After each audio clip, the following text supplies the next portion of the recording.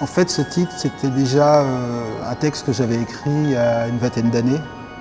Quand j'ai réalisé le travail, je me suis rendu compte que ça collait complètement avec ce que j'avais écrit. Et les peintures, pour moi, l'effet que ça me fait, c'est toujours que ça me fait rêver, mais pas dans le sens d'un rêve gentil, plutôt ça portait mon imaginaire autre part. On va dire que c'est un rêve éveillé.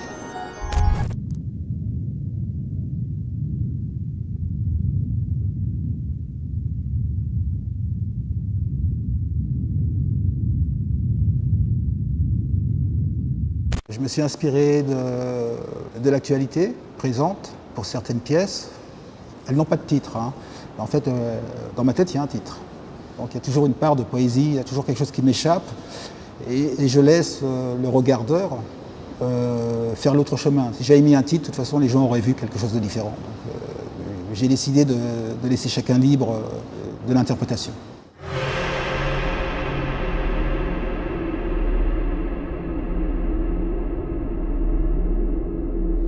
J'écris sur des petits carnets mes textes et en fait, quand je regarde les textes, il y a des images qui s'imposent. C'est-à-dire que le texte vient comme une troisième personne. Quand il n'y a pas de texte avec la peinture, il y a le regardeur et la peinture. Donc il y a un dialogue à deux. Et le fait qu'il y ait un texte, ça fait un dialogue à trois. Donc pour moi, le 3, c'est l'infini, ça commence à... Voilà.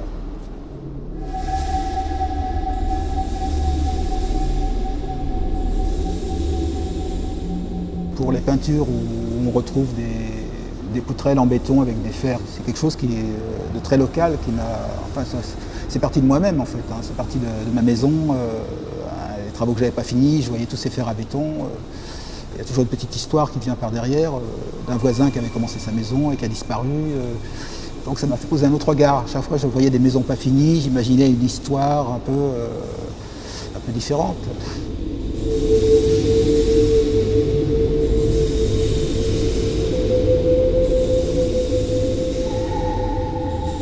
J'ai commencé à travailler au fluo il y a 25 ans.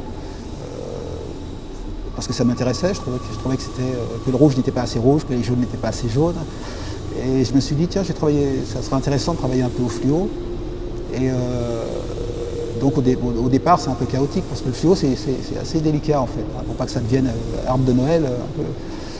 Donc j'ai essayé de l'introduire dans ma peinture d'une manière un peu discrète, mais en même temps... Et je suis venu au fond blanc bien après, en fait, pour essayer d'un peu d'élaguer les choses. C'est le contraste qui m'intéresse. Si j'avais peint ces toiles très tragiques, ça aurait été seulement tragique. La vie n'est pas faite que de tragique ou que de bonheur. Je pense que c'est le contraste, en fait. On est heureux parce que si on est heureux, c'est qu'on a connu quelque chose de triste.